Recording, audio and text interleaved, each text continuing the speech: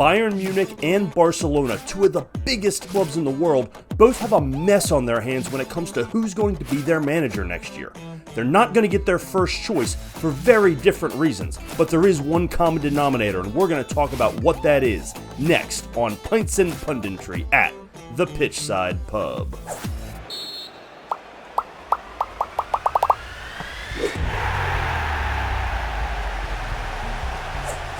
Do you want to coach Barcelona? What about Bayern Munich?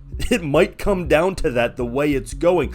Both of these legendary, amazing, massive clubs have a disaster on their hands as they try to figure out who their head coach is going to be next year. And the situations are a little bit different, but there are some similarities. We're going to break down what's going on because both have a mess on their hands. But before we do, go ahead and hit that subscribe button for me down below so you can follow the channel.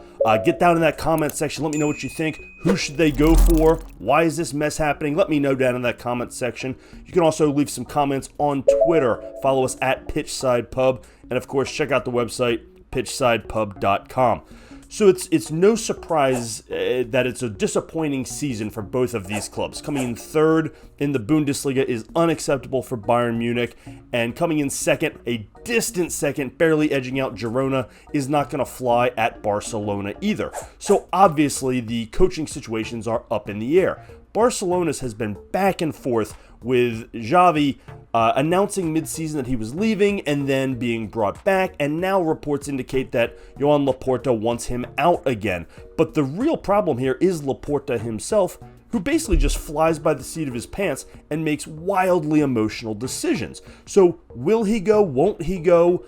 Do they want him? Is he going to stay? Was he actually fired in the first place, or was he leaving voluntarily? The entire thing felt like a face-saving operation for a club legend who they wanted out in what was becoming a lost season, but they didn't want to fire him, so they let him save face and say that he was leaving, only to see him turn it around and then want to bring him back, but then stumble a little bit at the end, and now they want him gone again. I mean, you talk about a mess.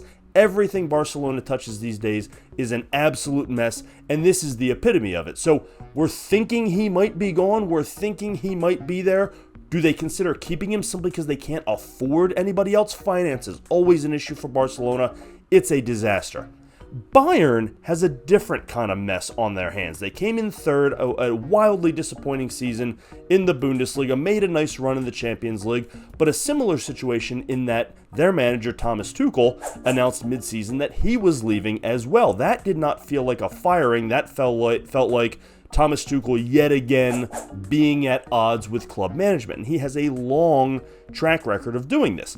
But in similar fashion, as he began to turn it around and they made a late run in the Champions League, there were talks of bringing him back, only for him to say, no, I don't want to come back. This place is a mess. You guys are a disaster. And by you guys, by that, he means the board and the many, many hands in the pot at Bayern Munich. And that's something we've touched on before, but that is part of the problem at Bayern Munich. It also is a mess because there is so much interference from above the manager, and you're not going to get a certain level of control at Bayern Munich because there are so many of these board members and presidents and just guys that have been there for a long time who have a lot of authority and a lot of say in who gets hired, who gets fired, players, transfers, you name it. There are so many hands in the pot that organizationally, structurally, it is a mess. Say what you will about Barcelona and Joan Laporta, but we know who's in charge there. It's him. For better or worse,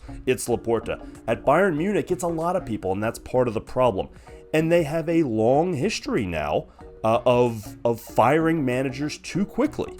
Hansi Flick got a short leash. Julian Nagelsmann was fired far too quickly. Thomas Tuchel, who seems to burn hard and fast and leave quickly at every stop that he's at, in his last 5 stops or so, he's going to have a short tenure. So what it comes down to, the common denominator here is that both clubs are organizationally a mess. Barcelona is far too emotionally involved with Joan Laporta and making rash decisions based on game by game, and then on top of it, they have no money. So even if they want a big name coach, they probably can't afford him, and even if they brought a big name coach in, they wouldn't have any money to go get him the players he needs. So how attractive is that job? Bayern Munich, obviously a very attractive job, perennial winners of the Bundesliga for a decade up until this year, but obviously going to retool, has lots of resources, plenty of finances. You're going to compete, you're going to win, but you are expected to win, and if you don't win trophies immediately, you're gone, and that's part of what we've seen.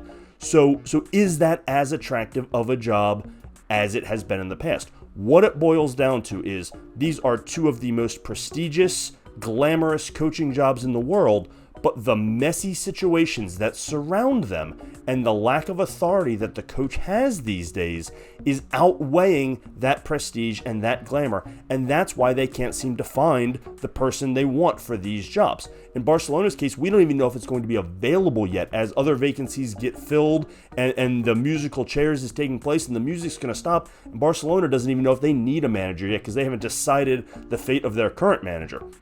Bayern Munich is looking at about their 7th or 8th choice at this point. They tried to bring Julian Nagelsmann back. He said no thank you. They tried to steal Oliver Glasner from Crystal Palace. They said sure, 100 million euros. Think about that concept. Bayern Munich trying to steal Crystal Palace's manager. What world are we living in? This is upside down.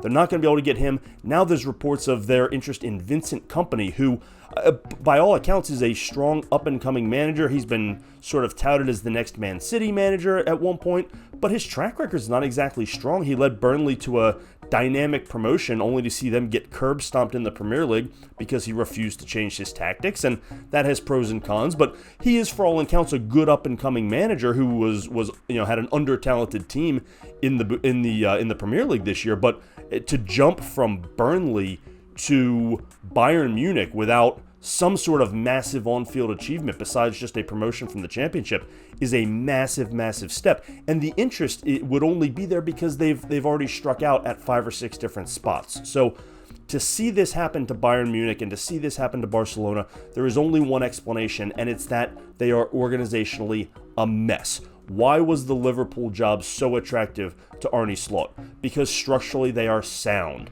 They have their system in place. They have a strong track record of being patient, building, having an academy, all these things that make good clubs. That's why you're going to get your top choice, which Arne Slot turned out to be. Bayern's a mess.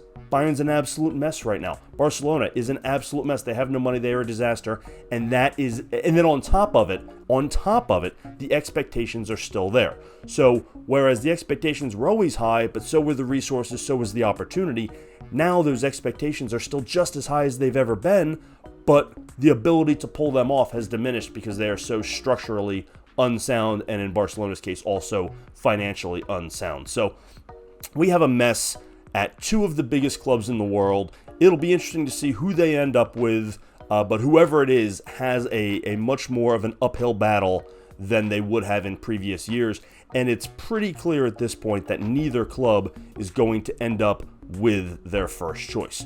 Who should their first choice be? That's what I want to hear from you. Get down in that comment section. Let me know what you think. Who would you choose if you were either of these clubs? Are you a fan of these clubs? Let me know what you think down in the comment section. You can always leave some comments on Twitter as well at Pitchside Pub. While you're here, hit that subscribe button for me down below. And of course, check out the website, pitchsidepub.com. Thanks as always for joining us here on Pints and Punditry at the Pitchside Pub.